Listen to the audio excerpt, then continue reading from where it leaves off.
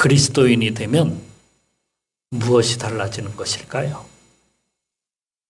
주일에 멋지게 차려입고 멋진 차를 몰고 교회에 오는 것일까요? 교회에 오면 착하게 되고 거친 입이 순하게 순화되고 만나는 사람들이 달라지는 것일까요? 그렇게 좋아하던 술과 담배를 끊게 되는 것일까요? 주여 믿습니다 하고 외치는 것일까요? 이런 것도 예수 그리스도를 우리가 믿게 되면 달라지는 것 그러한 것이겠지만은 중요한 증거가 또 있다 하는 것입니다. 중요한 것이 있어요. 오늘은 그것을 함께 나누고자 합니다. 먼저는 우리가 어떻게 살아왔는지를 알아야 합니다. 성경은 우리가 죄에서 또 썩을 그러한 것들로부터 종노릇하고 있었다라고 로마서 6장 6절 말씀에 그렇게 말씀하고 있습니다. 그것은 우리가 하나님의 법칙을 갖다가 따르지 않았다라는 그러한 뜻이에요. 하나님의 법칙으로부터 어긋났다 하는 그런 말씀이죠. 그렇게 어긋난 삶을 살게 된 원인은 내가 신처럼 되고 싶은 악한 마음이 우리 속에 있었기 때문이다. 무엇이 되고 싶다? 신과 같은 존재다 나는. 그러한 마음이 우리 속에 있는 거예요. 그러니까 우리가 하나님께서 우리를 만드셨음에도 우리는 나는 피조물로 살고 싶지 않다 하는 거예요. 그러한 선언이에요. 그래서 우리 스스로가 내 인생 내가 알아서 하는데 왜 참견이야? 그냥 내버려둬. 이게 보통 우리들이 하는 말 중에 하나입니다. 하나님의 간섭을 받지 아니하는 독립적인 존재. 그러한 존재로 우리가 살고 싶은 것이 그게 인간의 모습이다 하는 겁니다. 인간 스스로 모든 것을 마음대로 하다 보니까 여러분 악한 행동과 그러한 습성으로 우리가 막 악한 살인을 저지르기도 하고 음란한 행위를 하기도 하고 더러움과 온갖 파괴적인 행위를 갖다가 다 저질러요. 인간이 하는 것들은 너무도 악한 것들이 너무 많아요. 그럼에도 불구하고 인간은 스스로 자정 능력이 있느냐? 없어요, 인간에게는. 다시 돌이키고 다시 회복하는 그런 능력은 우리에게 없어요. 그냥 폭주 기관차처럼 앞으로 달려가기만 하는 거야. 고쳐지지를 않아요, 도대체.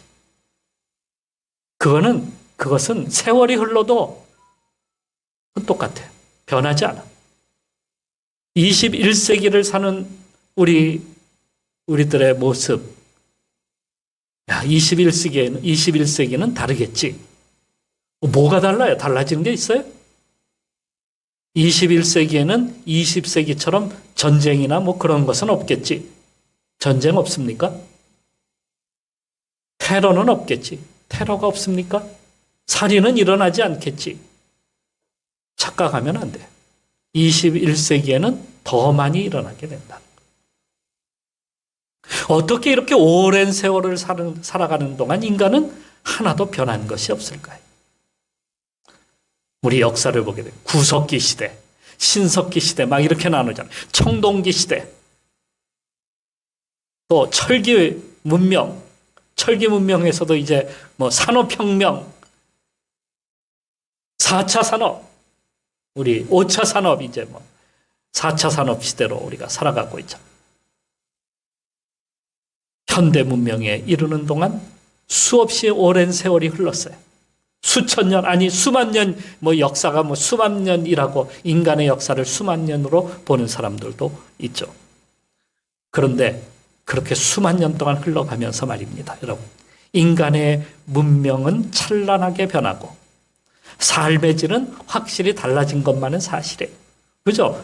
우리가 구석기 시대를 사는 건 아니잖아요. 그때하고는 완전히 확연된 삶을 살아가고 있어요. 과거 수천 년보다 지식도, 지혜도, 능력도 나아진 것만은 사실입니다. 그런데 말입니다. 인간이 저지르는 그 행위는 뭐 변하지 않죠? 왜 그거는 나아지지 않아요? 오히려 더 악해지면 악해졌지. 더 잔인해지면 잔인해졌지. 나아진 것은 없어요. 구약의 창세기 4장 말씀에 보게 되면 아벨이 죽인 가인의 후손 중에 라멕이라는 사람이 나옵니다. 근데 그 라멕이 그 성경의 말씀에 보니까 자기가 아이들을 갖다가 살해를 했다. 아이들을 죽였다. 라는 그러한 말씀이 나와요. 아니 어떻게 아이들을 죽일 수 있을까? 우리는 그렇게 생각해요. 그게 언제 때 일이에요? 수천 년 전의 일이에요. 그런데 이 유아사례는 출애굽기 말씀에 보니까 애굽 왕 바로를 갖다가 따라갈 수가 없어. 애굽 왕 바로는 히브리 민족의 씨를 말리기 위해서 어떻게 합니까? 남자 아이를 낳으면 다 죽여라 하는 명령을 내립니다. 그런데 산파들이 그 명령을 듣지를 않아요. 그러니까 그 다음에 내린 명령이 뭐예요? 아이들을 나일강 거기 강에다가 갖다가 던져버려라. 그렇게 명령을 내려버렸어요. 그러니까 얼마나 많은 아이들이 학살을 당한 거예요. 낳자마자 아이들은 물속에 던져져서 죽게 만드는 그러한 잔인한 일을 수천 년 전에 행하였어요. 그로부터 2000년이 지난 예수님께서 태어나시던 때에 헤롯은 베들레헴에서 태어난 아이들을 갖다가 다 없애버려라. 2살 아래들은 다 죽여라 하는 명령을 내리게 됩니다. 그런데 그것이 오늘날에는 더 교묘해졌어요. 더 악해졌어요. 혹시나 그것이 언론에나 나올까? 혹시나 그것이 들키지는 않을까? 얼마나 사람들은 더 섬세하고 더 악한 죄를 갖다가 저지르고 있다 하는 것을 알 수 있습니다. 그러니까 가면 갈수록 죄는 더 악해지고 있다. 인간이 저지르는 그 행위는 더 악해진다 하는 것을 알 수가 있는 겁니다. 분명 심판이 임한다 하는 것을 알면서도 인간은 하나님을 두려워하기는커녕 오히려 목이 더 뻣뻣해지고 있는 그러한 모습. 목을 그렇게 세우고 지금까지 지내오고 있는 겁니다. 변한 것이 하나도 없습니다. 그런데 인간은 뭐라고 이야기하는지 아십니까? 교육시키면 변합니다. 교육하면 변한다는 거예요. 사회개혁하면 변합니다. 제도를 바꾸면 변합니다. 혁명을 일으키죠. 그러면 바뀔 겁니다. 그렇게 애를 쓰고 그렇게 노력을 함에도 불구하고 인간은 실제적으로 바뀌지 않는다 하는 겁니다. 15세기 말 콜럼버스가 아메리카 대륙을 발견했어요. 신대륙이 그 신대륙을 발견한 이후로 서구의 열강들은 너도 나도 할 것 없이 아시아로다가 막 진출을 합니다. 그래서 진출을 하고 가만히 보니까 야 이거 무역을 해가지고는 우리가 많은 돈을 벌지는 못해. 그래서 한 일이 뭐냐면 식민지를 삼는 거예요. 힘으로 와서 눌러버려요. 그 가운데 인도를 점령한 나라는 기독교 국가인 영국이었습니다. 영국은 해가 지지 아니하는 그러한 나라. 정말 선교사를 세계에다가 제일 많이 보낸 그 영국, 그 기독교 국가 영국이 인도를 갖다가 점령에 들어갔어요. 1765년부터 언제까지 했냐면 1947년까지 인도를 갖다가 점령했다고요. 인도를 점령하고 통치하였어요. 처음에는 향료며 차, 비단 이런 것들을 갖다가 수입하려고 그 나라에 들어갔었는데 욕심이 생겨서 아예 식민지를 만들고 말았어요. 거기다가 그들이 그 나라에 들어가서 한 일이 뭐냐면 야, 이 나라를 기독교 국가로 만들자. 무슨 국가로 만들어? 기독교 국가로 만들기로 마음먹었어요. 그래서 선교사를 갖다가 엄청 많이 막 들여보내기 시작하는 거예요. 인도에. 그래서 선교사들이 많이 들어갔어요. 그중에 선교의 아버지라고 불리는 유명한 선교사가 있죠. 윌리엄 캐리. 여러분들도 들어봤어요. 그러한 분들도 들어가서 선교를 하기 시작했어요. 그들은 순수한 마음으로 가서 했지. 그런데 영국 국가에서는 뭘 얻기 위해서 이 나라를 갖다가 기독교 국가로 만들어서 모든 것들을 갖다가 다 빼앗아오기 위해서 사실은 그렇게 만든 거예요. 하지만 영국이 인도를 통치하는 동안 오히려 인도가 기독교 국가가 되었을까요? 아니요. 기독교 국가가 안 되었어요. 오히려 힌두교와 이슬람교가 더 강하게 되었어요. 인도의 그 지도자였던 그 간디. 그 간디는 기독교를 접하고 나서 이렇게 이야기했어요. 예수는 좋지만 교회는 싫다. 교회를 아주 싫어했어요. 그러니까 영국 교회가 이렇게 한 것에 대해서 진짜 아주 싫어했어요. 예수님 정신이 아니잖아요. 그래서 싫어한 거예요. 지금은 반대로 영국에 이 인도 사람들이 엄청 많이 들어갔어. 그래서 뭘 해? 거기 가서 힌두교 사원을 세우고 이슬람 사원을 세우고 오히려 위협받기 시작을 했어. 반대로. 거꾸로 된 거예요. 감정만 더 안 좋은 상태가 되고 말았다 하는 것입니다. 변한 게 있어요? 안 변해요. 조선말, 일본은 조선을 갖다가 강제로 합병하고 이후에 그들의 말과 그들의 문화와 그들의 정신을 갖다가 어디에다가 이 한반도에다가 심어 놓으려고 했어요. 변했을까요? 우리를 변하게 만든 것은 일본이 아니야. 그죠? 과거 일본의 상징이었던 청와대 어디에 있었어요? 청와대 앞에 있는 그 있잖아요. 중앙청. 중앙청이라는 것이 있었잖아요. 그 중앙청은 김영삼 대통령 때에 그걸 다 없애버렸어요. 일본의 잔재라고 해서 다 없애버린 거예요. 그러니까 일본의 잔재가 되는 것은 다 없애버렸어요. 조금이라도 남겨두지 않으려고 그래요. 우리들은. 아직도 일본과는 민족적 감정이 우리들에게는 남아있어.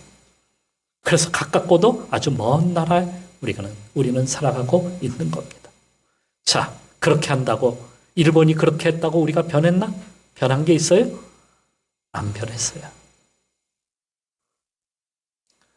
어떤 분은 결혼을 하고 집에서 매일 싸운대. 그래서 왜 싸우냐? 그랬더니 도대체 저 인간은 내 말을 듣지를 않는다는 거야. 예? 듣지를 않는데 남편은 아내를 바꿔보려고 무척 애쓰고 아내는 남편 바꿔보려고 무던히 애쓰고 애쓰지만은 안 된다는 거예요. 그런데 목사님, 나이가 드니까 바뀌긴 바뀌더라고요. 뭐 그렇게 말씀하시는 분도 있더라고요. 과연 그럴까요? 나이가 들면은요, 남자에게서는 여성 호르몬이 나와요. 여자에게서는 나이가 들면 남성 호르몬이 나와요. 그래서 좀 가지고 있던 그 성질이 좀 유해지는 것만은 사실이에요. 그런데 본래 가지고 있는 것은 변하지 않아요. 그 완고함은 안 바뀌는 거예요. 예수님이 오신 것은 세상을 바꿔보려고 오신 것일까? 사람들은 그리스도가 세상에 오면 세상이 바뀌어질 거다라고 이렇게 생각하고 있었습니다. 나라가 바뀌고 정권이 바뀌고 악한 적들이 쫓겨나면 새로운 세상이 될 것이다. 이렇게 여겼어요. 그래서 예수님을 찾아와서 함께 혁명을 일으켜서 나라를 갖다가 새롭게 세우자 이렇게 제안하는 사람들도 분명히 있었어요. 왕이 되어달라고 요구하는 사람들도 많이 있었어요. 새로운 정권을 창출하자고 그들은 와서 그렇게 말을 했던 겁니다. 만일 그렇게 하여서 새로운 세상이 열릴 것을 믿었다면 그들의 요구대로 주님은 하셨을 것이 분명합니다. 그죠? 주님은 왕대심을 갖다가 그러나 거절하고 마셨어요. 만일에 인간을 비참하게 만드는 것이 돈이라고 여겼다고 한다면 하나님께서는 우리 인간에게 재벌을 보내셨을 겁니다. 인간을 파멸로 이끄는 것이 질병이라고 여기셨다고 한다면 하나님은 우리에게 좋은 의사를 보내셨을 겁니다. 그 비참함이 지식 때문이었다라고 했다면 좋은 선생을 보내셨을 겁니다. 그것이 정권이었다고 한다면 하나님은 혁명가를 보내서 세상을 바꾸셨을 겁니다. 예수님께서 이 땅에 오신 것은 인간의 죄를 사해 주시기 위해서 오셨습니다. 예수님을 믿고 영접하면 죄가 사함을 받습니다. 에베소서에서는 이렇게 쓰고 있습니다. 우리는 그리스도 안에서 그의 은혜의 풍성함을 따라 그의 죄로 말미암아 속량 곧 죄 사함을 받았느니라. 에베소서 1장 7절 말씀입니다. 하나님이 예수님을 세상에 보내신 것은 제도나 국가나 세상을 바꾸려고 하는 것이 아니라 마음대로 나가서 망가져버린 인간의 마음을 하나님께로 돌아오게 하기 위해서 주님께서 그렇게 예수님을 보내신 겁니다. 죄의 노예가 되어서 죽을 수밖에 없는 인간, 변하지 않는 인간, 완고하고 뻣뻣한 인간의 마음을 갖다가 녹이는 것은 다른 것이 없습니다. 하나님의 사랑입니다. 요한은 이렇게 쓰고 있어요. 하나님의 세상을 이처럼 사랑하사 독생자를 주셨으니 이는 그를 믿는 자마다 멸망치 않고 영생을 얻게 하려 하심이라. 예수님은 인간의 모든 죄를 사하시기 위해서 자신을 십자가에 내어 주셨습니다. 주님은 이렇게 선포하셨어요. 인자가 온 것은 섬김을 받으려 함이 아니라 도리어 섬기려 하고 자기 목숨을 많은 사람들을 위하여 대속물로 주려 함이라. 마태복음 20장 8절 말씀입니다. 세례 요한은 이 예수님에 대하여 세례 요한이 이렇게 선포를 했어요. 세상 죄를 지고 가는 하나님의 어린 양이로다. 예수님은 하나님께 순종하여 인간의 불순종과 모든 죄를 갖다가 주님 다 짊어지셨어요. 주님. 예수님께서 짊어지신 겁니다.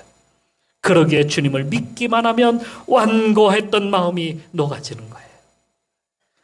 죄인이 하나님 앞에 돌아오게 되는 겁니다. 피카소의 작품 가운데 황소머리가 있어요. 황소머리라고 해요. 이 황소머리 이 작품이 경매에 나왔을 때에 무려 얼마에 팔렸냐면 300억 원에 팔렸어요. 얼마라고요? 300억 원. 황소머리라고 하는 그 작품이 나도 좀 그렇게 내 거라도 누가 그렇게 해서 정작 이 작품은 쓸모없는 버려진 자전거를 갖다가 주워다가 핸들과 안장을 가지고 이걸 만든 거예요. 이걸 연결해 가지고 황소머리를 만든 거예요. 피카소는 이 작품을 만든 뒤에 뭐라고 얘기했냐? 쓰레기도 위대한 예술품의 가능성을 가지고 있다. 멋진 선포예요. 쓰레기도 위대한 예술품의 가능성을 가지고 있다라고 이렇게 말을 했어요. 그런데 하나님은 버려진 인간, 죄로 인하여 망가지고 쓸모없게 된 그러한 인간을 어떻게 하셨다고요? 구원하셨어요. 그들을 새로운 인간이 되게 만드셨어요. 새로운 이 피카소가 만든 작품보다도 더 멋지고 더 훌륭한 작품으로 주님께서 만드신 겁니다. 인생을 바꾸어 주신 거예요. 그렇게. 우리 모든 인생이 다 죽음으로 멸망당해서 없어질 그러한 존재에서 하나님은 바로 예수 그리스도의 십자가로 말미암아서 우리를 그 죄에서 구원하여서 멋진 인생을 살도록 만들어 주신 겁니다. 상종하지 않았던, 누구도 상종하지 않던 사마리아 여인도 예수님을 만나고 변했습니다. 누구의 말을 듣지도 않던 세리장 삭개오도 변하였습니다. 완고함의 상징인 바리새인 니고데모도 변했습니다. 나다나엘, 오늘 우리가 읽은 그 본문의 나다나엘도 완고하기 이를 데 없는 그러한 사람이었어요. 그는 종교성도 뛰어났어요. 거기다 도덕적으로도 남과 비교해 볼 때 대단히 스스로가 우월하다고 그렇게 여기는 사람이었습니다. 여러분, 요게 문제예요. 요게 문제예요. 인간은 요게 문제예요. 자신이 대단하고 거룩하다 하는 순간 스스로 완고해지는 거예요. 교만해지는 거예요. 남을 무시하기 시작해. 내가 거룩한데 나만 거룩하네. 다른 사람 하나도 안 거룩해. 나만 똑똑해. 나만 잘났어. 남은 하나도 못났어. 잘난 거 없어. 내가 가장 뛰어나. 이렇게 생각하면 할수록 다른 사람을 어떻게 여긴다? 별것 아닙니다. 무시해버려. 이게 인간의 교만이에요. 처음 빌립이 나다나엘을 갖다가 찾아가서 예수님에 대하여 이야기할 때에 나다나엘이 뭐라고 이야기하는지 아십니까? 이렇게 말했어요. 나사렛에서 선한 것이 나올 수 있냐? 내가 성경을 그렇게 많이 보았는데 이런 말이에요. 내가 지금까지 구약에 있는 거 다 찾아보아도 나사렛에서는 그런 거 나올 게 없어. 혼자 잘났다. 그래, 너 잘났다. 그 소리야. 그것밖에 할 말이 없잖아요. 그죠? 나사렛에서는 메시아가 나올 수 없다. 그렇게 말을 하는 겁니다. 그런 그가 예수님을 만났을 때에 그는 이렇게 외칩니다. 1장 49절 말씀이죠. 당신은 하나님의 아들이시오. 당신은 이스라엘의 임금이로 소이다. 감동이 된 거예요. 감격이 일어난 거예요. 그죠? 예수님이 이분이야말로 진짜구나. 알았어요. 예수님은 그가 어떤 생각을 가지고 무화과 나무 아래에 있었는지를 알고 계셨습니다. 그곳에서 그는 메시아가 와서 자신의 모든 죄를 사해 주기를 그는 간절히 기도하고 있었던 겁니다. 이런 그에게 주님께서 처음에 하신 말씀이 있었어요. 뭐라고 말씀하셨는지 성경을 한번 보시기 바랍니다. 이는 참으로 이스라엘 사람이라 그 속에 간사한 것이 없도다. 진실하게 하나님 앞에 죄를 구하고 죄를 용서해달라고 간구하고 그렇게 사해지기를 바라는 마음에서 하나님 앞에 나갔기 때문에 주님께서 그를 바라보면서 이렇게 말씀하신 거예요. 그러니까 너의 죄가 사함을 받았다 하는 그러한 말씀이에요. 죄의 문제를 해결해 주신 겁니다. 그런데 더 놀라운 것이 있어요. 하늘이 열리고 하나님의 자녀가 되는 겁니다. 이게 더 놀라운 거예요. 요한은 이것을 강조하고 싶어 했어요. 요한복음 1장 12절 13절 여러분 요한복음 처음으로 한번 1장이니까 그 앞에 페이지로 넘어가면은요 찾을 수가 있어요. 요한복음 1장 12절 13절 영접하는 자 곧 그 이름을 믿는 자에게는 하나님의 자녀가 되는 권세를 주셨으니 이는 혈통으로나 육정으로나 사람의 뜻으로 나지 아니하고 오직 하나님께로부터 난 자들이니라. 이걸 말하고 싶은 거였어요. 이걸 말하고 싶은 거예요. 하나님의 자녀가 되는 것은 혈통으로 된다? 안 된다. 사람의 뜻으로 된다? 안 된다. 사람이 원하는 대로, 자기들이 원하는 대로 막 사상을 갖다 붙이고 무언가를 갖다 붙이고 다 지식을 갖다 붙이고 다 해도 된다, 안 된다? 안 된다. 안 돼. 하나님의 자녀가 되는 것은 어디로부터 오는 거예요? 하나님께로부터, 하늘로부터 오는 거예요. 하늘이 열려야 돼. 하늘이 열리지 않으면 우리가 하나님의 자녀가 될 수가 없다는 거예요. 하나님의 자녀가 되는 것은 인간의 능력 밖의 일이야. 하늘이 열려야 되는 거예요. 하나님이 주셔야 되는 거예요. 하나님은 이렇게 말씀하십니다. 예수님은 이렇게 마지막에서 말씀하셨죠. 하늘이 열리고 하나님의 사자들이 인자 위에 오르락 내리락 하는 것을 보리라. 하늘이 열리는 역사가 있는 거예요. 예수님은 우리에게 하늘을 열어서 하나님을 보게 하십니다. 중보자로 하나님의 자녀가 되게 하시는 거예요. 이것 없이는 우리가 하나님의 자녀가 되지를 못해요. 그러니까 우리가 그리스도를 영접하여서 그리스도인이 되는 그 순간 우리는 이렇게 외칩니다. 하나님, 그 다음 뭐라고 외칠까요? 하나님 하고 끝나요? 뭐라고? 예? 불러봐요. 하나님.